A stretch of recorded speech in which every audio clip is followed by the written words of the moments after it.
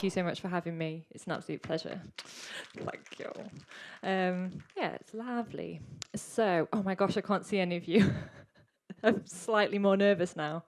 The talk today is going to be about workflows for artists. So I'm going to go over 3 sort of topics, which if you're an artist should hopefully make your job a little bit easier. And if you're a programmer, it's just cool to have an appreciation of what tools are available for your artists to be able to work together. So I'm Liz. I'm a technical evangelist, which means I do cool stuff like this. I go to studios or I come to game development events and just give presentations on new features. And also I get to meet you guys and girls, which is super cool. So yeah, that's me. So what are we going to do today? So this project is by a Belgian team called Cybernetic Walrus, and it's actually called Anti-Graviator. And we struck a deal with them because they're super cool, and they let us use these assets for one of our training days. So what I'm going to do today is I'm going to use Anti-Graviator to implement 3 things. So one is our Fbx Exporter, then is our shader graph, and finally post-processing. So just a bit of an overview of each of those 3 things before I get started. I don't know who's used them. I was going to ask, but I can't see anybody. So I'll just assume that nobody here has used any of them and that everyone's going to learn something today. So our Fbx Exporter was actually born from a partnership with Autodesk. So they sort of shared with us the source code for their Fbx file format, and we collaborated to create a way to create a live link between Unity and Autodesk 3D software packages, just to make it easier for when you're creating and iterating your 3D meshes for them to manifest in Unity in real time through a live link. So what I'm going to do is use the Anti-Graviator project to take a simple Unity primitive cube into Maya, and then using the workflow to send the final model back. Then I'm going to go on to our node-based system for creating shaders, shader graph. And this is just going to be a simple shader graph 101, like where to get it from, how to use it. And we're just going to create a simple scrolling texture effect for the arrows in the scene or going around the track. And then finally, we're just going to bring the whole scene together and give it a visual pop with our post-processing stack. So should be good fun. Live demos are always good fun because there's always 2 or 3 technical hiccups. So let's see how it goes. I've just done that bit and I've just spoken about those. So yeah, by the end of it, we're going to have this scrolling arrow effect that we've created with shader graph. And then on the right, you can see the sort of image popping and having like this greater saturation of color. And we're going to achieve that with post-processing. So that's our agenda. Let's go to the editor. Oh, there it is. Perfect, we can see that. Oh, I can't control my laptop with the pointer. So, if I set up this, if I get this game running, there's no post-processing, so there's no anti-aliasing, there's no, you can sort of see those visual artifacts coming through, and we actually have this cube which represents our ship, which I'm sure there's a cube racer somewhere, but it just doesn't fit the rest of the level.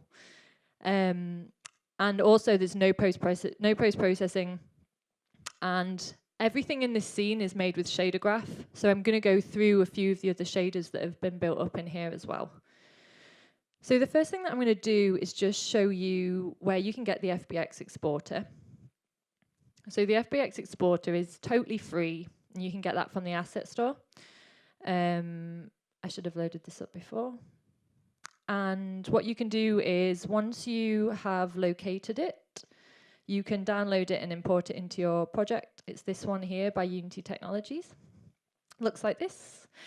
So you can click import, and that will download the package for the Unity side of things.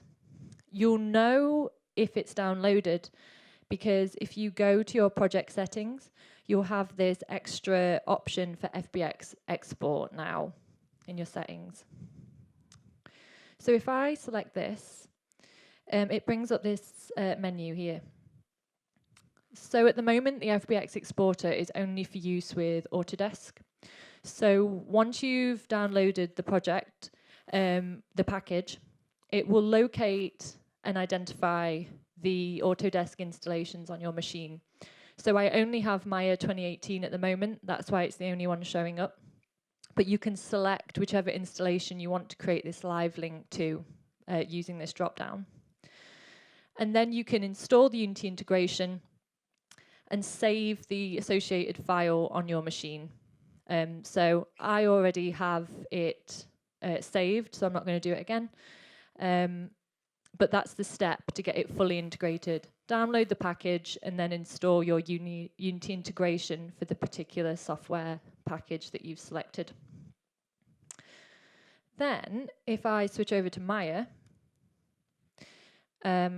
this is my final model, which I'll explain about in a second. But if you've installed that package correctly, now on the file menu, you'll have this extra Unity menu.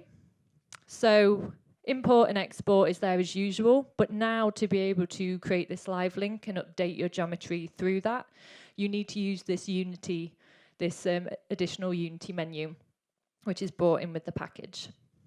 So this is my final art that I'm going to use for the ship, and I've been creating it in Maya. I mean, I'm not the greatest 3D artist, but what I can do then is if I've been blocking out and setting up all the functionality for my ship object in Unity, then I can take the white box, and this is just a Unity cube. There's nothing special about it. And now with the Fbx Exporter, there's these extra options. So you can export to FBX, and this allows you to actually export the model, but also the animations. You can do this for lights, you can do this for cameras, and if any of you have used Cinemachine before, which is like our procedural camera rig, you can actually export those rigs too. So it's not just models that I'm showing you today. You can actually take your animations and lights out as well. But what I'm going to do today to create this live link is create a linked prefab instance. So if I select convert to linked prefab instance, we get this conversion box, which is now grayed out because we're creating the linked prefab.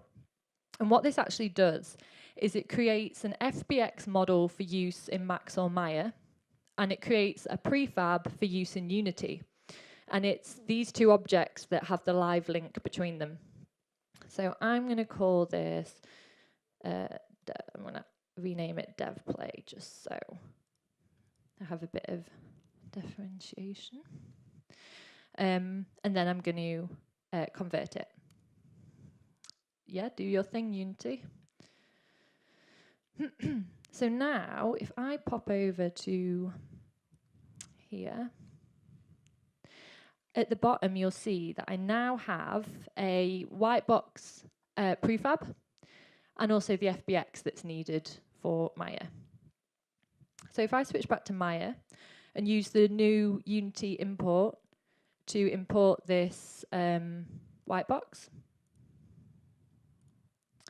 you'll see that it's actually been imported into this Unity Fbx Export set.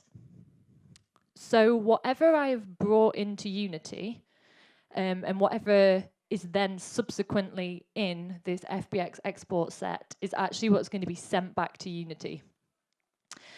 So I can delete this white box knowing that the ship is in this Fbx Export set. Then by, again, using this menu and using export this time, if I pop back to Unity, it does its thing and updates it.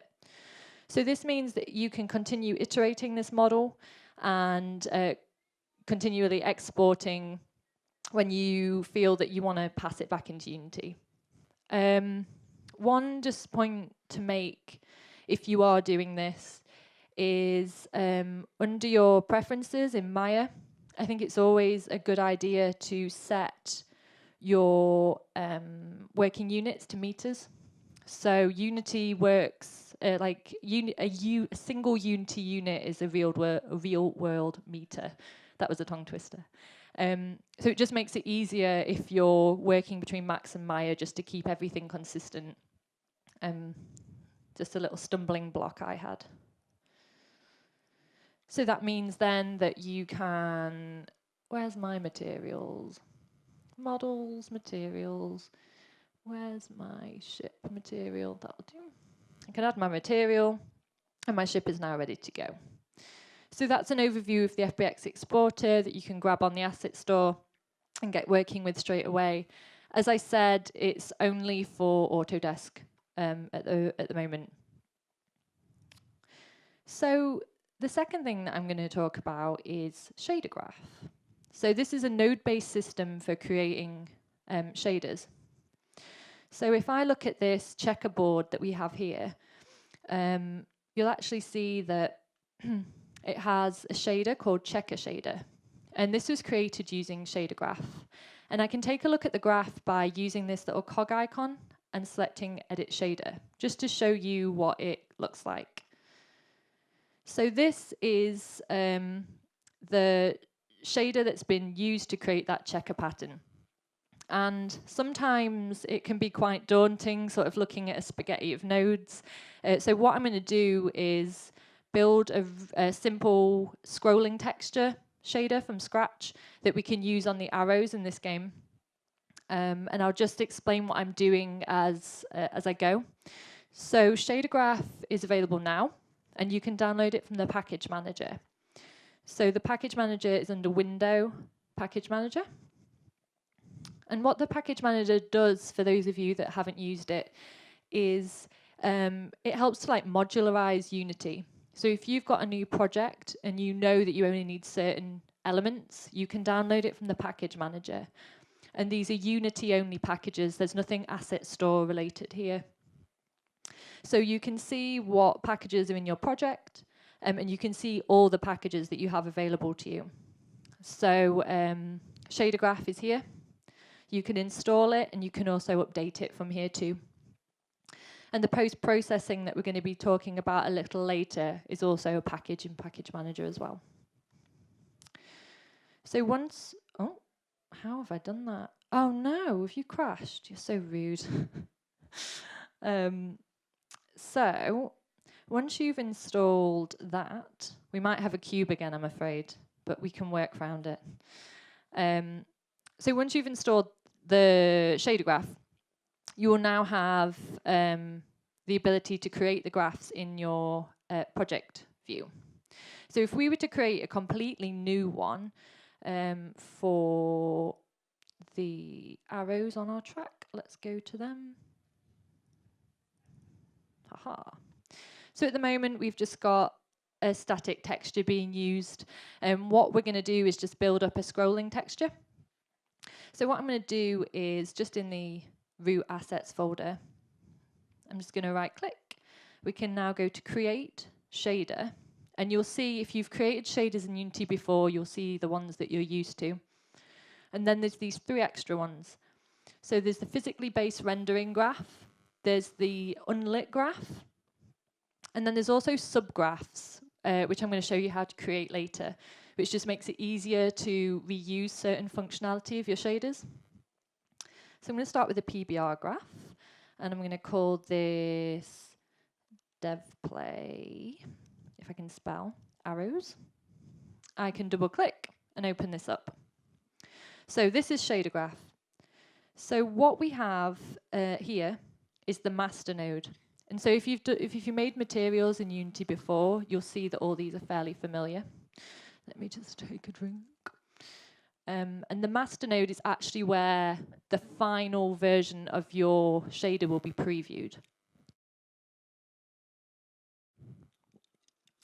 To aid that, there's also this preview node on the right here. And if you have a certain mesh that you're using and creating a shader for, you can also load that into here as well and kind of move it around.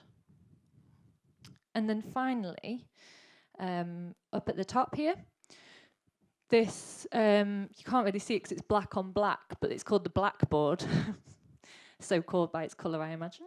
And what this allows you to do is expose attributes of your shader graph. So if you want a texture or a colour, you can actually expose that to the editor so that you can change it in the editor. And I'll show how to do that too. So what I'm going to do first is, you can right-click in the area to create a node. There's a multitude of nodes. There are so many nodes. I'm just going to make a colour one for now, so you can use the search function. And if there's a node that you want to use and you're not too sure what it does, you can actually right-click and open the documentation. And that'll lead you to the Unity docs page. And we have the list of all the nodes there. So what I'm going to do, just to demonstrate this, is I'm just going to plug the colour into the albedo and the emission and just set this to, I don't know, a red.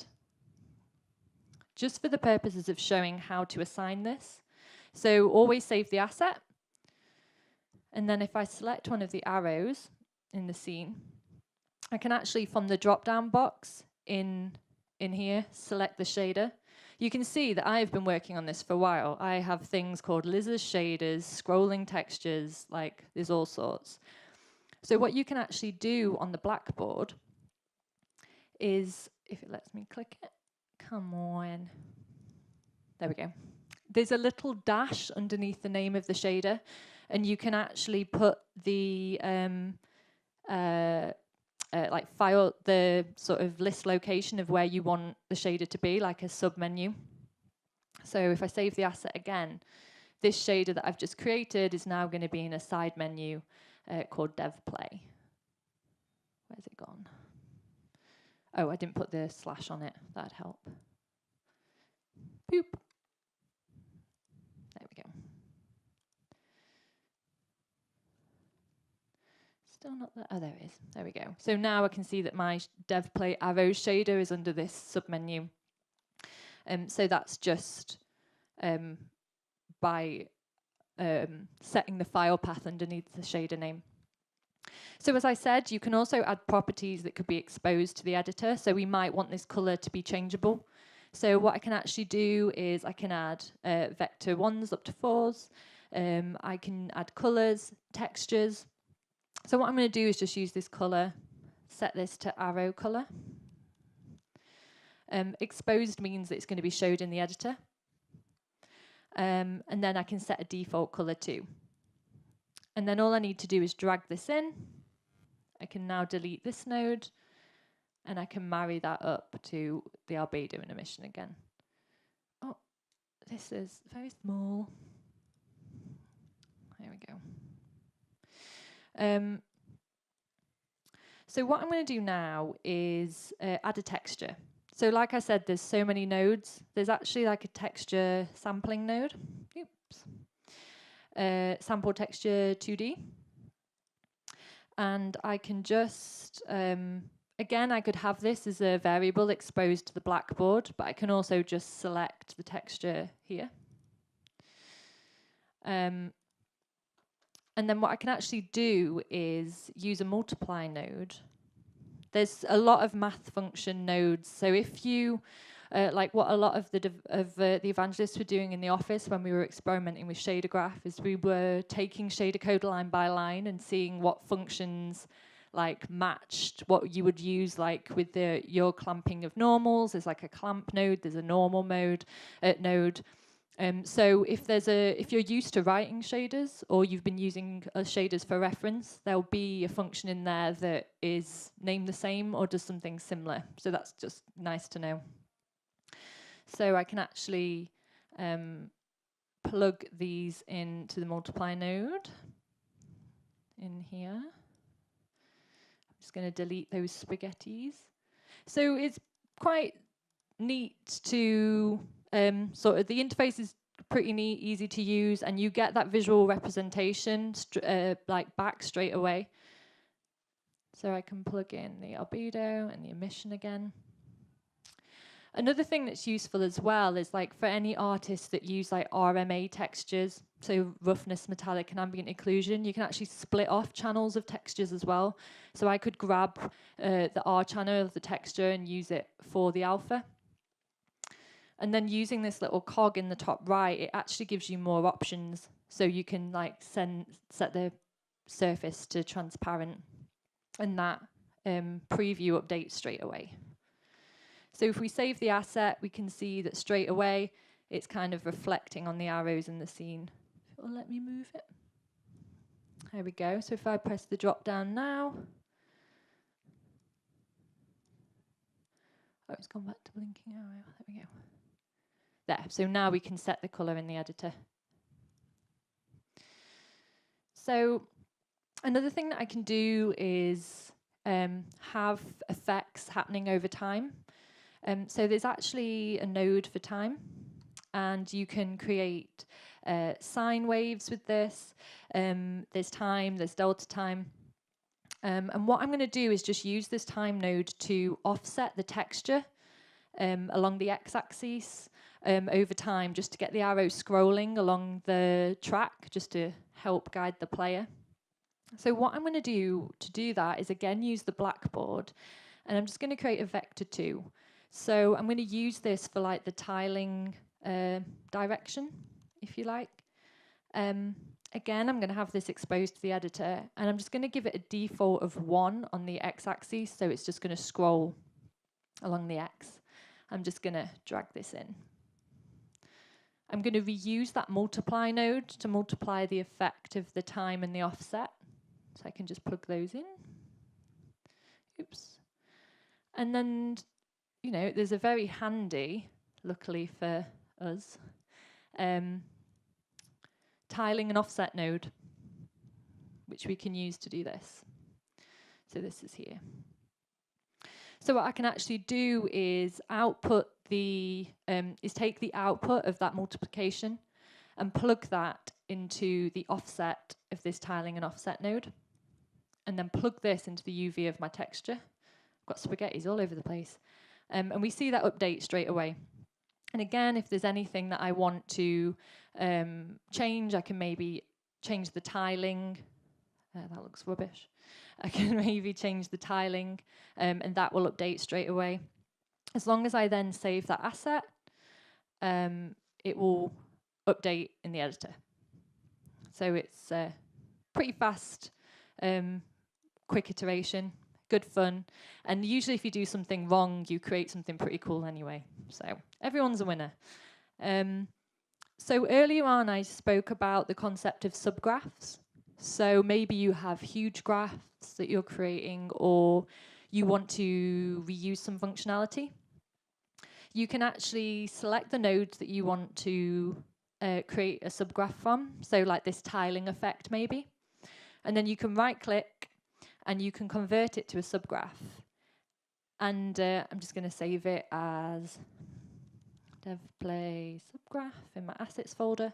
And this will actually just convert it to a node with the offset inputs that we have as an input. So then this means that if I go back to that checkerboard pattern again, for example. Let's go back to that. Boop. Where's my checkerboard? There. I can open the shader for that, and I can create a node.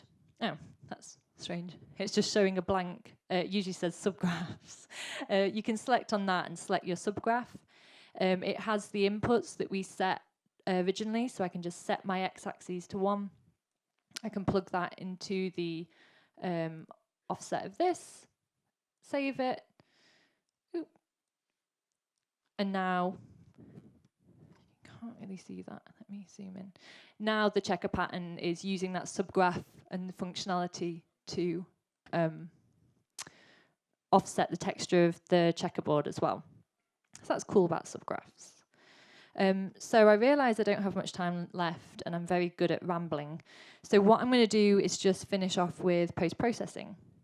So post-processing, as I said, is available from the package manager.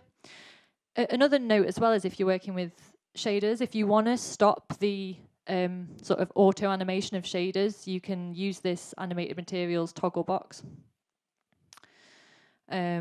to kind of make it behave. Oh, keep zooming in. So post-processing, if I kind of turn on the post-processing now, you should see a difference to the screen. Poop. So the colours are a bit more saturated, we've got more of a pop. So the post-processing is like a full screen effect. And the way that, look at all my expenses. The way that Unity does this is through volumes. So I'm just going to show how that's set up. So under my post-processing here, we have, so this is just an empty game object that I've called post-processing volumes. This is another empty game object which I've called global. And this is because it has something, a component on it called a post-processing volume script. And this can actually be found under rendering in the components. So rendering and all your post-processing fun is in here. And what I've actually done is I've set that to global. So that means that this is going to be the master post-processing volume. So any post-processing effects I add to this is going to be king. You can assign a reference if you already, a post-processing profile if you already have one created, or you can create a new one. If you create a new one, it just means that this list of overrides here is completely empty. So what you can do is you'll see a lot of post-processing effects which may be familiar, such as bloom. People love a bit of bloom. Color grading is a biggie for this project. We used a lot of color grading for this, sort of affecting the temperature and then individually affecting each of the high, mid, and low tones. And to add new effects, there's this add effect button at the bottom, where you can add the number of effects that have been pre-made for you. You can make your own effects if that's what you're into. And there is a blog post on doing that on the Unity blogs. So you can just add more to the post-processing stack using this menu. Then there's this sub-menu of cave volumes. And what these are used for is if the player is moving under one of the caves in this racing game, there's a volume that desaturates the color and just makes it a little bit colder, like you are going through a cave. And these are Unity colliders. So for this project, it's just box colliders, but you can use sphere, you can use custom meshes. As long as it's a collider marked as a trigger, it will work. And to these, we add a post-process volume script again, but it's not global. Instead, we set a priority for it and assign a new profile, which, as you can see, doesn't have as many overrides as the main profile. This blend distance will make more sense if I explain what we've applied to the camera to make this work. So on the main camera, we have this post-processing layer in which the trigger is the camera. So what this means is if the camera passes through one of these volumes, it will trigger that post-processing effect, much like an on-trigger enter, on-trigger exit. When the camera passes in, it will click to that post-processing set of overrides that you've defined. And those volumes need to be on the same layer. So in this case, we have this post-processing layer. That blend distance then for each of the other volumes means the amount of distance that it takes between the blends. So if it's set to 0, it just means as the camera moves between those volumes, it will snap to the other post-processing file with no kind of blend between them. So if I press play now and move our block around the scene, you'll see that as the camera goes under the caves, that we get this dimming effect of the post-processing. I don't know why I've got my stats on. And so those are those overrides that have been created. So I have 3 seconds. So yes, let me switch back to my notes just to give you an overview. So in summary, the Fbx Exporter creates your live link between Autodesk products and Unity, totally free on the Asset Store. Shader Graph is available on Package Manager and is a node-based system for creating shaders. As a side note, if you're using Shader Graph, you will also need to be using one of our new render pipelines, which you can also get from the Asset Store. So you can download the lightweight one to get started. And then finally, post-processing, also available from the Package Manager, and works with volumes to be able to sort of affect different areas of your scene post-processing wise. So just some links. If you want to get hold of the Fbx Exporter, this is the Asset Store link. The second one is one of our evangelists in Copenhagen, Andy Touch, made a whole shader library that was dedicated to effects that he's been working on. And in Unity 2018 too, we had vertex displacement as well. So he's been creating some really cool examples to demonstrate that. So you can jump on GitHub, download this and play in your own project. And then finally, a blog post that was released after Unite Berlin is about all the new features that are available with the post-processing stack. So everything you need to get started in those 3 links. So yeah, thank you very much for coming to see me.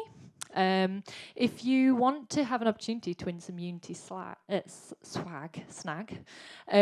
if you pop along and do the survey on this link, we choose someone at random and just send them loads of goodies. Just tell me how it did, how it can be more helpful next time, if there's anything I've rushed through.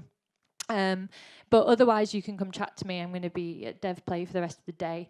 So thank you so much for your time. It's really good. For Liz, please. Thank you.